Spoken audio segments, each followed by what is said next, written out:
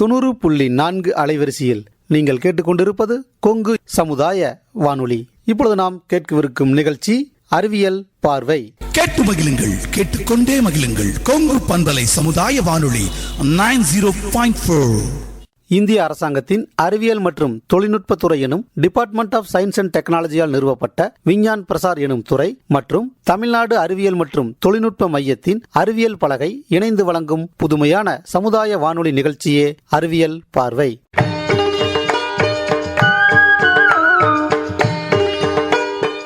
நேயர்களே, இன்றைய அறிவியல் பார்வை நிகழ்ச்சியில் முதல் பகுதியில் மூத்த பத்திரிகையாளர், செய்தி தயாரிப்பாளர், செய்தி வாசிப்பாளர், 33 ஆண்டு காலம் அனுபவமிக்கவர், ஊடகத்துறையில் அறிவியல் வளர்ச்சி பற்றி நம்மளிடையே உரையாற்றுகிறார் திரு நிஜந்தன் அவர்கள். உடன் உரையாடுகிறார் மகேந்திரவர்மன் அவர்கள்.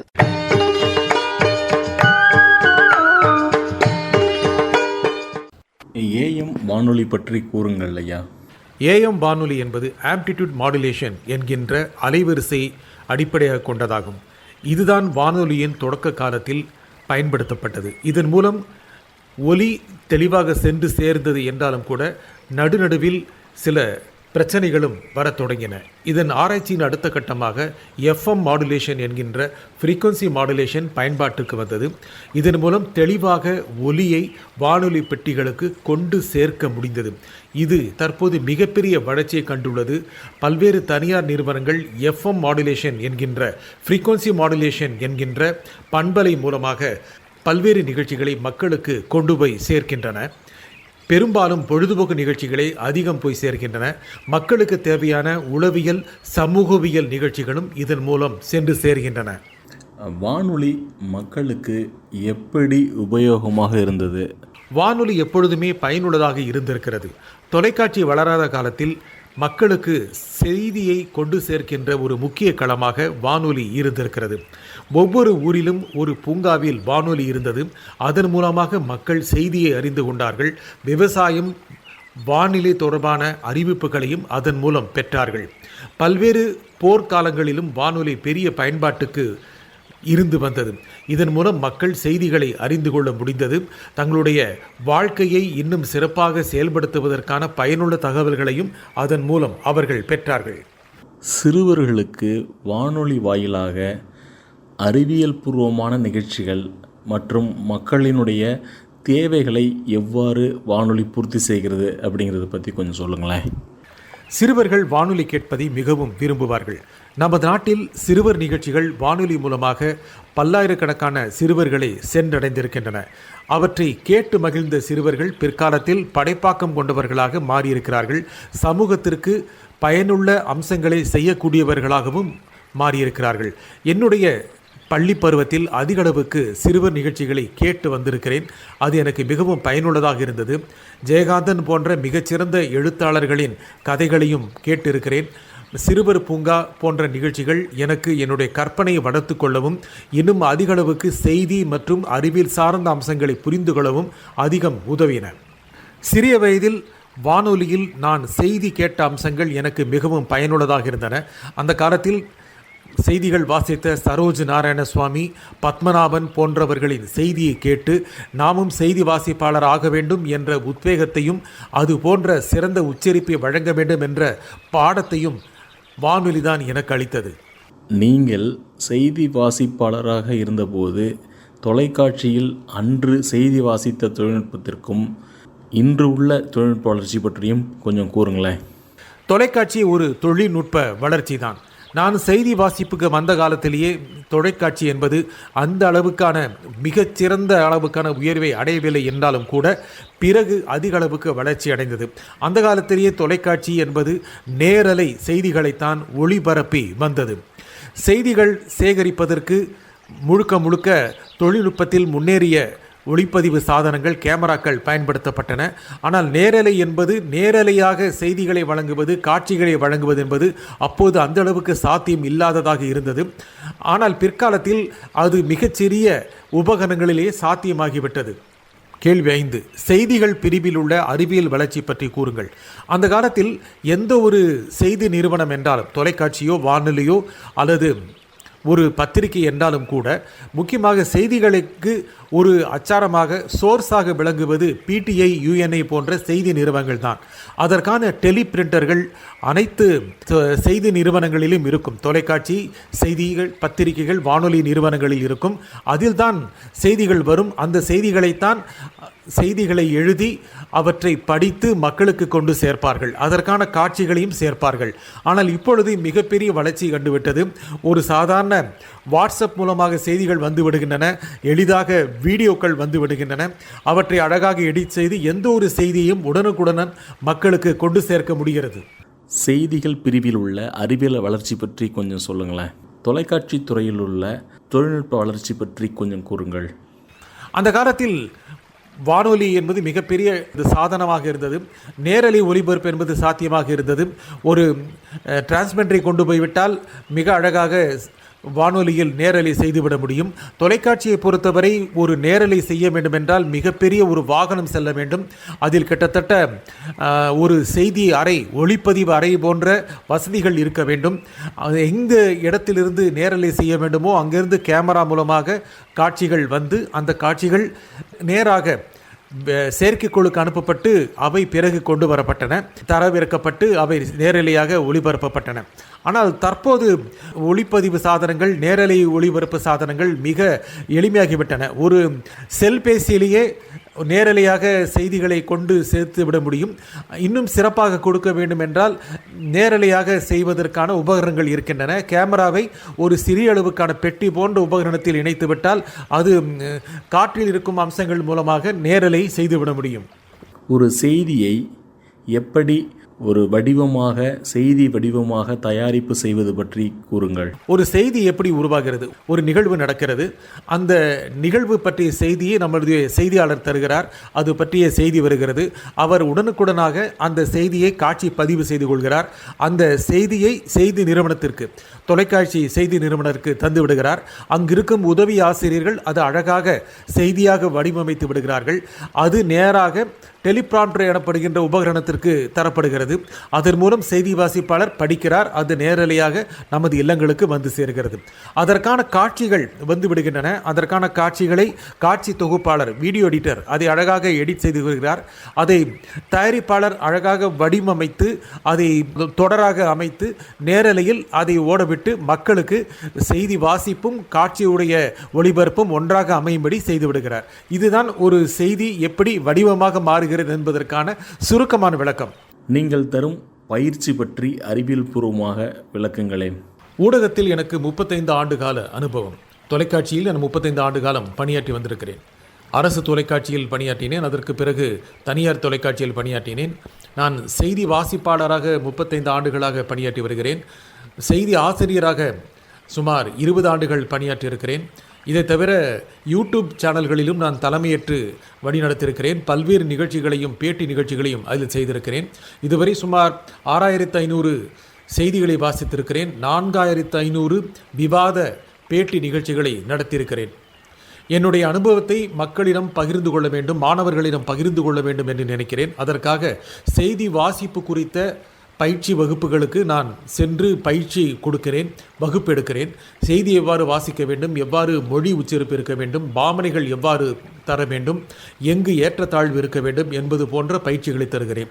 அதே போல ஒரு ஊடகத்தில், முக்கியமாக செய்தி ஊடகத்தில் எழுத்து என்பது மிகவும் முக்கியம். அதற்காக உதவி ஆசிரியர் பயிற்சி, எவ்வாறு கண்டென்ட் ரைட்டிங் செய்வது என்பது போன்ற அம்சங்களையும், இது தவிர நெறியாழ்கை எவ்வாறு செய்வது, எவ்வாறு பேட்டி எடுப்பது, எவ்வாறு கேள்விகளை தயாரிப்பது, எவ்வாறு கேள்விகளை தொடுப்பது போன்ற பயிற்சிகளையும் நான் வகுப்புகள் எடுத்து கற்றுக் கொடுக்கிறேன்.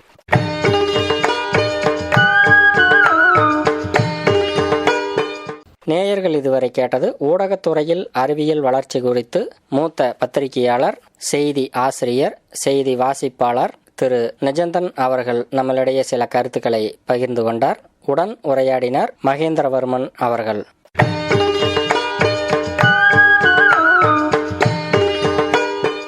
அறிவியல் பார்வை நிகழ்ச்சியில் இனி அடுத்து வருவது உயிரியல் தொழில்நுட்பம். இதனை பற்றியும் வேளாண்மையில் உயிரியல் தொழில்நுட்பத்தின் பங்கினை பற்றியும் ஜெயங்கொண்டத்தைச் சேர்ந்த வேளாண்மை அலுவலர் திரு மகேந்திரவர்மன் அவர்கள் நமக்காக வழங்கிய தகவல்களை இப்பொழுது கேட்போம். உடன் உரையாடியவர் நிலையத்திலிருந்து தங்கவேல்.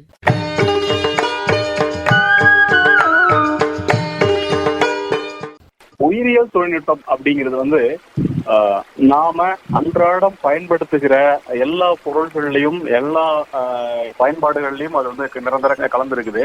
அப்போ அது விவசாயத்திலையும் அது அதிகமா கலந்துருக்குது. அதுதான் உயிரியல் தொழில்நுட்பம். அது என்ன அப்படின்னா, நம்ம சாதாரணமாக செயல்படுகிற அந்த ஒரு உதாரணத்துக்கு செல், இன்னும் கொஞ்சம் ரொம்ப நுணுக்கமா பார்த்தோம் அப்படின்னா, ஒரு எல்லா உயிரினங்களுமே செல்களால் ஆனது. அதாவது மனிதனா இருக்கட்டும், விலங்குகளா இருக்கட்டும், தாவரங்களாக இருக்கட்டும், எல்லாமே. அப்போ இந்த உயிரியல் தொழில்நுட்பம் அப்படிங்கிறது என்ன அப்படின்னா, இந்த செல்களுக்குள்ள இருக்கக்கூடிய ரொம்ப செல்கள் அப்படிங்கிறதே ரொம்ப கண்ணுக்கு தெரியாத ஒரு நுண்ணோக்கியை வச்சுதான் நம்ம பார்க்க முடியும். அதுக்குள்ள இருக்கக்கூடிய உட்கருன்னு சொல்லக்கூடிய அந்த நியூக்ளியஸ்குள்ள இருக்கக்கூடிய இந்த டிஎன்ஏ என்று அழைக்கப்படுகிற அந்த ஜீனோம் தொகுதியில சில மாற்றங்களை, அதாவது சில மாற்றங்கள் அப்படிங்கிறது நமக்கு தேவையான அல்லது நமக்கு விரும்பத்தகுந்த அந்த ஒரு மாற்றங்களை நமக்கு ஏற்ற மாதிரி மாற்றி அமைச்சு அந்த தொழில்நுட்பத்தை கொண்டு செயல்படுத்துற பயிர்களாகவோ அல்லது விலங்கினங்களாகவோ அல்லது நமக்கு என்னென்ன பொருட்கள்லாம் தேவையோ இதெல்லாம் கொண்டு செயல்படுகிற ஒரு தொழில்நுட்பம் தான் அந்த உயிரியல் தொழில்நுட்பம். சரிங்க ஐயா, இப்போ அது மரபியல் முறையில பாத்தீங்கன்னா பயிர் பெருக்கத்துல நம்மளுக்கு எந்த விதத்துல நம்மளுக்கு பயனளிக்குதுங்க? இது எப்படி அப்படின்னா, இது நம்ம இனிமே இருக்கு. இன்னும் உதாரணத்துக்கு நம்ம அன்றாடம் உயிர் வாழ்ந்து கொண்டிருக்கிற இப்போ இன்னைக்கு டயாபிட்டிஸ் என்று சொல்லப்படுகிற நீரிழிவு நோய் உலகம் பூரா எல்லாம் நம்ம தமிழ்நாடு, இந்தியா, உலகம் பூரா இருக்கக்கூடிய மக்கள்கிட்ட இந்த பிரச்சனை அதிகமா இருக்கு. அப்படின்னா அதுக்கு நிறைய காரணங்கள் இருந்த போதிலும் கூட இப்போ இந்த தொழில்நுட்பத்துக்கு முன்னாடி இந்த நீரிழிவு நோய் அப்படிங்கிறது பாத்தீங்கன்னா, இந்த நீரிழிவு நோய்க்கு எல்லாருக்கும் தெரிஞ்ச ஒரு மருந்து அப்படிங்கிறது இன்சுலின். இந்த இன்சுலின் இதற்கு முன்னாடி எப்படி தயாரிச்சாங்க, அதாவது இந்த உயிரியல் தொழில்நுட்பம் இல்லாத ஒரு சூழல்ல இந்த இன்சுலின் அப்படிங்கிறது மிக மிக மிக விலை உயர்ந்த ஒரு பொருளாக இருந்தது. ஆனா இன்னைக்கு அது அப்படி இல்லை. அப்படின்னா அப்போ ஒரு பன்றி அதனுடைய கணையத்துல இந்த செலுத்தப்பட்டு அதிலிருந்து தான் பெறப்பட்டது. அப்போ அது மிக மிக ரொம்ப விலை உயர்ந்த ஒரு பொருளா இருந்தது, எக்ஸ்பென்சிவா இருந்தது. இப்ப இந்த தொழில்நுட்பத்துக்கு அப்புறம் தான் இந்த இன்சுலின் அப்படிங்கிறது இன்னைக்கு ரொம்ப ரொம்ப ஒரு சீப்பஸ்ட் ஒரு பொருளா, அதாவது ரொம்ப விலை குறைந்த ஒரு பொருளா கிடைக்கிறதுக்கான காரணம் இந்த தொழில்நுட்பம் தான். அப்ப இது போலவே எல்லா தொழில்நுட்பங்களிலும், அதாவது விலங்கினங்களுடைய அந்த உற்பத்தியா இருக்கட்டும், நமக்கு தேவையான இறைச்சி, முட்டை, பால், தோல் பொருள்கள், அதே மாதிரி மீன், இந்த மாதிரி எல்லாத்துலயும் இருக்குது. அது போலவே விவசாயத்திலையும் உண்டு.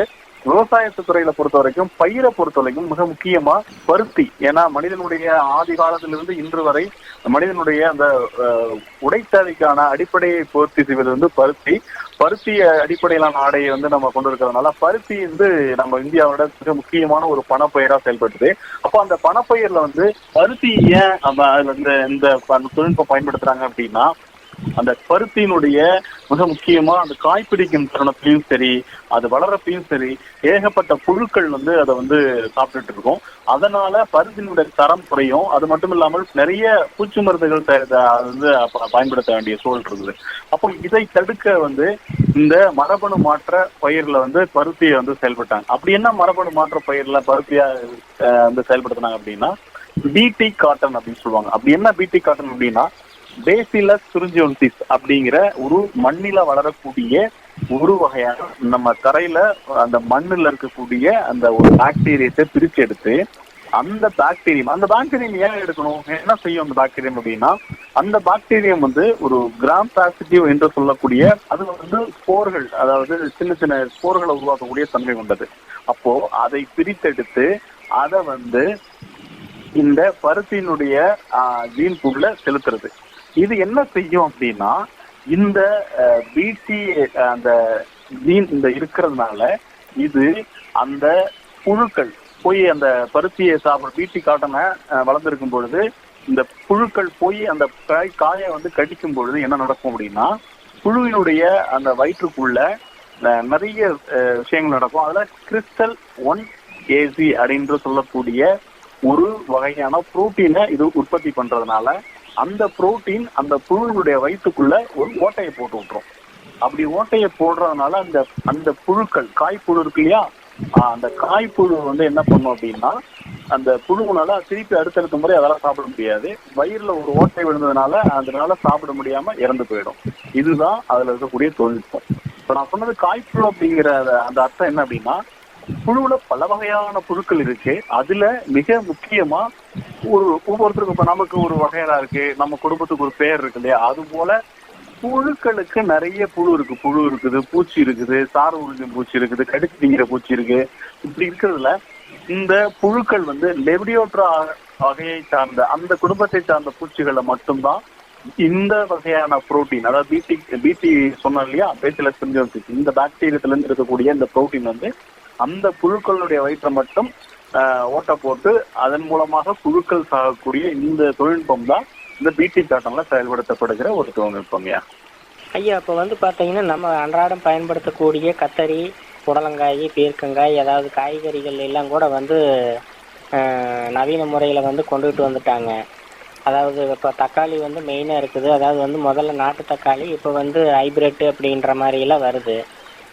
வந்து சாகுபடி அதிக அளவில் கிடைக்குது. அதை பற்றி சொல்லுங்க ஐயா. ஐயா, இது வந்து இப்போ நிறைய பேருக்கு அதாவது ஒரு ரகம் அப்படிங்கிறது வேற, அதாவது ஹைபிரிட் என்று சொல்லக்கூடிய அந்த ஹைபிரிட் ரகம் அப்படிங்கிறது வேற, டிரான்ஸ்ஜீனிக் கிராப் என்று சொல்லக்கூடிய ஜிஎம்ஓன்னு சொல்லுவாங்க, அதாவது ஜெனடிக்கலி மாடிஃபைடு ஆர்கானிக்னு சொல்லுவாங்க, ஜிஎம்ஓ கிராப். இது மூன்றுமே வெவ்வேறுங்கய்யா. இப்ப எப்படின்னா, ஒரு உதாரணத்துக்கு ஒரு நெல்லு நீங்க எடுக்கிறீங்க அப்படின்னா, அந்த ரகம் ஒரு ஏடிடி ரகம், ஆடுதுறை ரகம் ஒண்ணு வச்சுக்கோங்களேன். அந்த ரகம் வந்து நீங்க பயிரிட்டு திருப்பி அதே விதையை எடுத்து திருப்பி நீங்க போடுவீங்க. இதுதான் அந்த ரகம். அந்த ரகத்துல ரொம்ப நாளுக்கு அப்புறம் தான் மாற்றங்கள் ஏற்படும். அப்போ இது வந்து ஒரு வெரைட்டின்னு சொல்லுவாங்க. அந்த ரகம் வந்து மாறாது. ஆனா ஹைபிரிட் அப்படிங்கிறது என்ன அப்படின்னா, இரண்டு வேற விதமான ரகங்கள்ல இருந்து உருவாகக்கூடிய முதலாம் தலைமுறை தான் F1 ஹைபிரிட் சொல்லுவாங்க. இந்த F1 ஹைபிரிட்ல என்ன ஒரு வித்தியாசம் அப்படின்னா, ஒரு ரகம் அப்படிங்கிறது அந்த தாய் தந்தையை போலவே இருக்கும். ஆனா இந்த நம்ம ஹைபிரிட் அப்படிங்கிறது இந்த ரெண்டு தாய் தந்தையிலிருந்து உருவாகக்கூடிய வீரியனுக்கு ஒரு தலைமுறை. இதுதான் ஹைபிரிட் அப்படிங்கிறது. இப்போ இந்த ரகத்தை பொறுத்த வரைக்கும் அதையே நீங்க திருப்பி பயிரிட்டா அதே மாதிரியான குணம் உள்ள, அதே மாதிரியான விளைச்சல் உள்ள பயிர்களை நம்ம தர முடியும். ஆனா இந்த F1 ஹைபிரிட் என்று சொல்லக்கூடிய அந்த முதலாம் தலைமுறை இருக்கு இல்லையா, அந்த ஹைபிரிட்டை பொறுத்த வரைக்கும் அந்த முதலாம் தலைமுறை மட்டும்தான் அந்த வீரிய விளைச்சலை கொடுக்கும். அதை நம்ம திருப்பி பயன்படுத்தும் பொழுது இதற்கு முன்னாடி அந்த F1 ஹைபிரிட்டில் கிடைச்சக்கூடிய விளைச்சி இருக்கக்கூடிய அந்த சாதாரணமா ஹைபிரிடையே அதையவே நம்ம விலையா பயன்படுத்தினா கிடைக்காது. அதனால ஹைபிரிட் விதையை பொறுத்த வரைக்கும் திருப்பி வாங்கி மறுபடியும் பயன்படுத்தக்கூடிய ஒரு சூழல் உண்டு. அதே போலதான் ஜிஎம் கிராப் அப்படிங்கிறதும். அப்ப இந்த மூன்று வகையான ரகம் அப்படிங்கிறது தனி, பிடி அதாவது ஹைபிரிட் அப்படிங்கிறது தனி. அதே மாதிரி சிஎம்ஓ என்று சொல்லக்கூடியது என்ன அப்படின்னா, அதனுடைய ஜீனோம் அளவுல மாறுபாடுகளை ஏற்படுத்தி உருவாக்கக்கூடிய பயிர். அது எந்த பயிரானா இருக்கலாம், பருத்தியா இருக்கும், கத்திரிக்காயா இருக்கும், அல்லது வந்து மக்காச்சோளமா இருக்கும். இப்படி பல வகையான பயிர்கள்ல இந்த தொழில்நுட்பம் வந்து இப்ப புகுத்தப்பட்டு ரேட்ல வந்து தக்காளி வந்து விளைச்சல் குறைவா இருக்கிறதுனால விலை ரொம்ப அதிகமா இருக்கு இல்லைங்களா. அப்போ இது மாதிரியான ஒரு சூழல் வந்து அப்பப்ப நிலவிட்டு இருந்தது.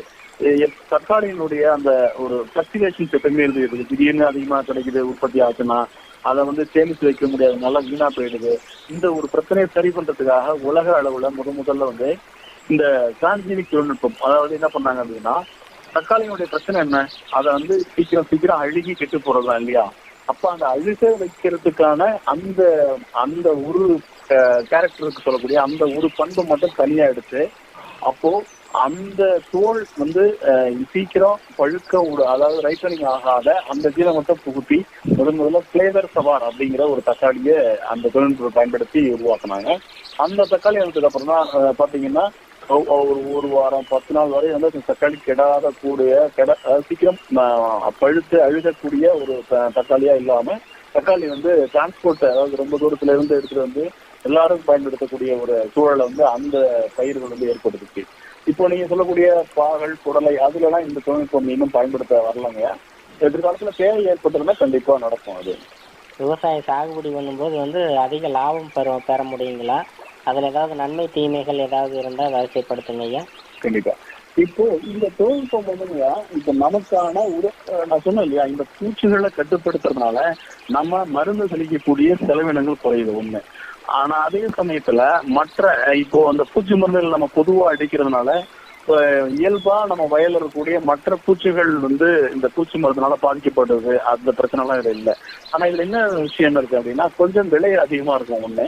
ரெண்டாவது இதுல என்ன ஒரு பிரச்சனைனா, ஒரு ஒரு ஒரு குறிப்பிட்ட நிறுவனத்தை சாரக்கூடிய இந்த மோனோபோலின்னு சொல்லக்கூடிய ஒரு பிரச்சனை இதுல இருக்கு. இதுதான் ஒரு பிரச்சனை. மற்றபடி இந்த விஷயம் வந்து நிறைய பேர் வந்து இது வந்து ரொம்ப உடலுக்கு தீங்கானது அப்படி இப்படிலாம் வந்து ஒரு வதந்தி பரவுது. அறிவியல், நான் திருப்பி சொல்றேன் என்னன்னா, அறிவியல்ல ஒவ்வொரு மாற்றங்கள் புதிதாக உருவாகி கொண்டே இருக்கிறது. இந்த எல்லா இருக்கக்கூடிய மாற்றங்களும் என்ன சொல்றது, மனிதகுல நன்மைக்காக ஏற்படுத்தப்பட்ட இது மட்டும்தான். எப்படின்னா, இந்த எந்த ஒரு தொழில்நுட்பத்தையும் நம்ம இந்திய அளவுல வந்து உடனடியாக எடுத்துக்கிறது இல்ல. இப்போ இந்த மாதிரி மரபணு மாற்ற பயிர்கள் எல்லாமே ஜெனடிக் இன்ஜினியரிங் அப்ரூவல் கமிட்டி, அதாவது JEACன்னு சொல்லுவாங்க. இந்த கமிட்டி வந்து மினிஸ்ட்ரி ஆஃப் என்விரான்மெண்டல் சயின்ஸ் இருக்கு இல்லைங்களா, நம்ம அதாவது சுற்றுச்சூழல் அமைச்சகம் இருக்கு இல்லைங்களா, நடுவண் அரசினுடைய அந்த சுற்றுச்சூழல் அமைச்சகத்தின் கீழே இயங்கக்கூடிய இந்த கமிட்டி வந்து கமிட்டியில் நிறைய உறுப்பினர்கள் இருப்பாங்க. இவங்க வந்து இந்த பயிர்னால இதுல எதுவும் இருக்காது, பாதிப்புகள் எதுவும் இல்லை அப்படிங்கிறத முழுமையா அலசியால இவங்க வந்து பரிந்துரை கொடுத்ததுக்கு அப்புறம் தான் அதை வந்து நம்ம இந்தியாவை பொறுத்த வரைக்கும் அதை செயல்படுத்த முடியும். இவங்கதான் எந்த கிராப்பும் பண்ணலாமா வேணாமா அப்படிங்கிறத உறுதிப்படுத்தி அதுக்கப்புறம் தான் பண்ண விடுவாங்க ஒண்ணு. ரெண்டாவது, இதனால எது மாதிரியான நேரடியான விளைவுகள் எதுவும் பெருசா ஏற்படுறது இல்லை. அதுக்கான அறிவியல் பூர்வமான நிரூபணம் எதுவும் செய்யப்படலை. ரெண்டு, இது என்ன இயற்கை ஆர்வலர்கள் இது பண்றாங்க, வருத்தப்படுறாங்க அப்படின்னா, இப்படியே நம்ம வந்து மாத்திக்கிட்டே போனோம்னா, இப்போ ஒரு பயிர் அப்படின்னா அந்த பயிருக்கான இயல்பா அதுல வந்து இந்த ஜீனம் தானே இருக்கும். அதுல நீங்க ஒரு புதுசா ஒரு ஜீனம் புகுத்துறதுனால அது ஒரு தக்காளினா தக்காளியோட இயல்பான ஜீனம் வந்து அழியதுல, அப்ப அது அழிஞ்சு போயிடும்ல காலப்போக்கில் அப்படின்னு வருத்தப்படுறாங்க. அதாவது அந்த ஜீன் வந்து எரோட் ஆயிடும்ல அப்படின்னு வருத்தப்படுறாங்க. அது ஒரு இயல்பான ஒரு விஷயம் தான். அது அவங்க அதுல வந்து அந்த இதுல வந்து லாஜிக்கா உண்மையாலுமே அது சரிதான். காலப்போக்கில் அது மறையறதுக்கான வாய்ப்புகள் இருக்கு. ஆனா இன்னொரு விஷயம் என்னன்னா, இயற்கையிலேயே வந்து பாத்தீங்கன்னா, இப்ப நம்ம பயன்படுத்துற நெல் அப்படிங்கிறது வந்து ஒரு காட்டுல, ஒரு வயல்ல, ஒரு ஆத்துல, ஒரு ஓரமா இருக்கிற நெல்லை தான் நம்ம வந்து அந்த கல்டிவேஷன் பண்ணிட்டு இருக்கோம், அதாவது சாகுபடி செய்யறோம். அந்த நெல்லை வந்து மேம்படுத்தி தான் இப்ப நம்ம வந்து பயிரா உற்பத்தி பண்ணி சாப்பிடுறோம்.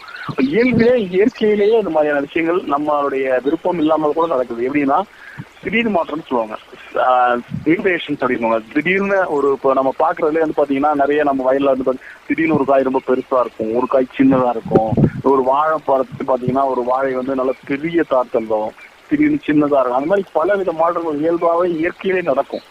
அது நம்ம பண்ணலன்னா கூட இயற்கையிலே நடக்கிறதுக்கான வாய்ப்புகள் உண்டு. இதுதான் வந்து மரபணு மாற்ற பயிர்களை பொறுத்த வரைக்கும் உள்ள வித்தியாசம் ஐயா.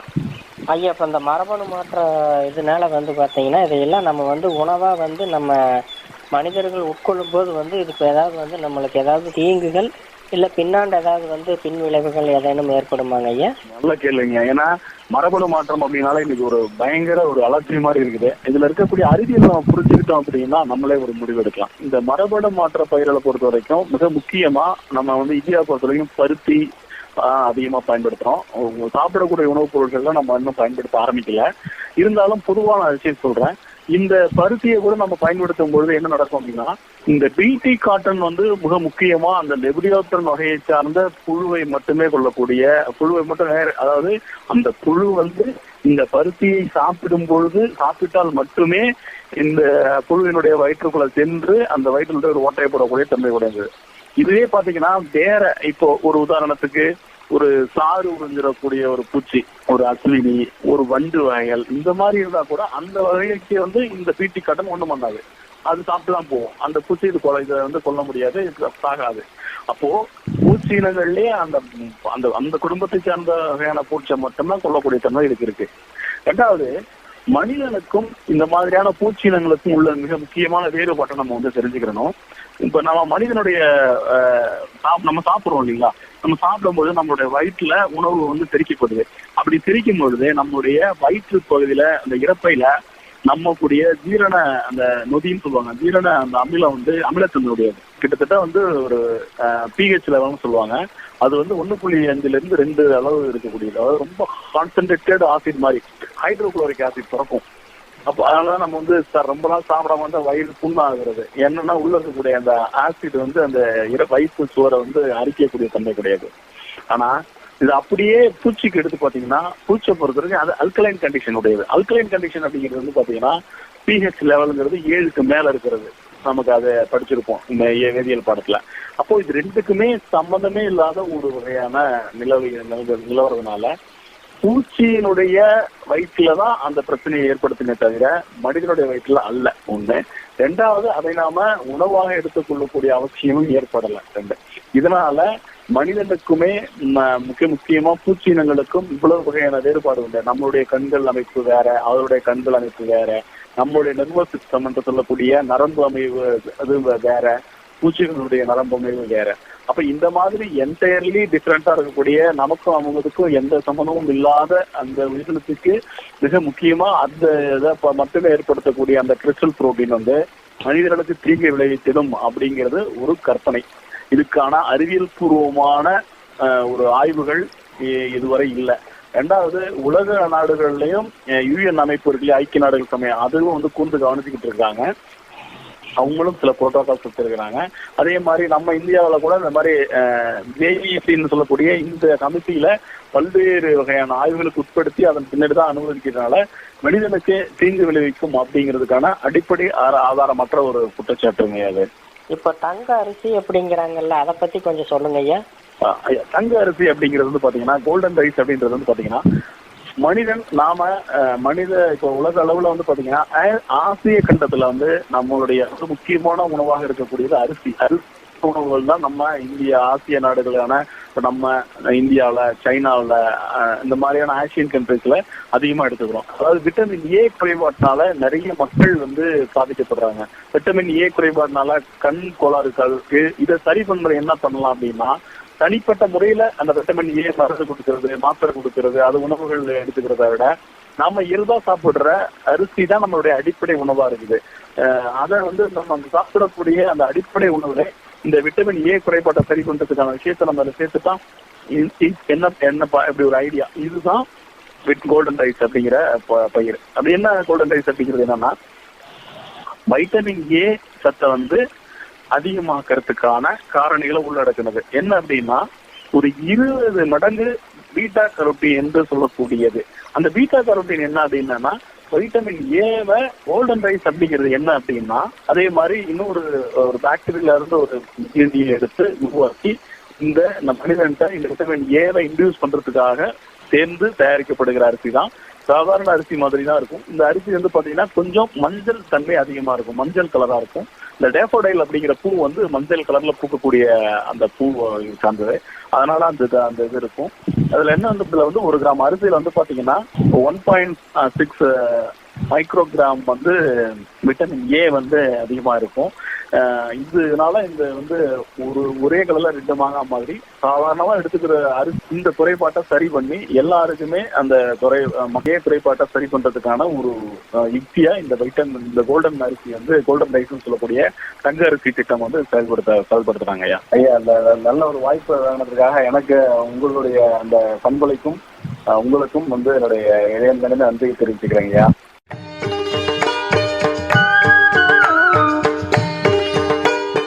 கொங்கு சமுதாய வானொலி 90.4 நாம் இதுவரையில் கேட்டது வேளாண்மை துறையில் உயிரியல் தொழில்நுட்பத்தின் பங்கு பற்றி நமக்காக பல்வேறு தகவல்களை வழங்கினார் ஜெயங்கொண்டத்தைச் சேர்ந்த வேளாண்மை அலுவலர் திரு மகேந்திரவர்மன் அவர்கள். உடன் உரையாடினார் கொங்கு சமுதாய வானொலியைச் சேர்ந்த தங்கவேல்.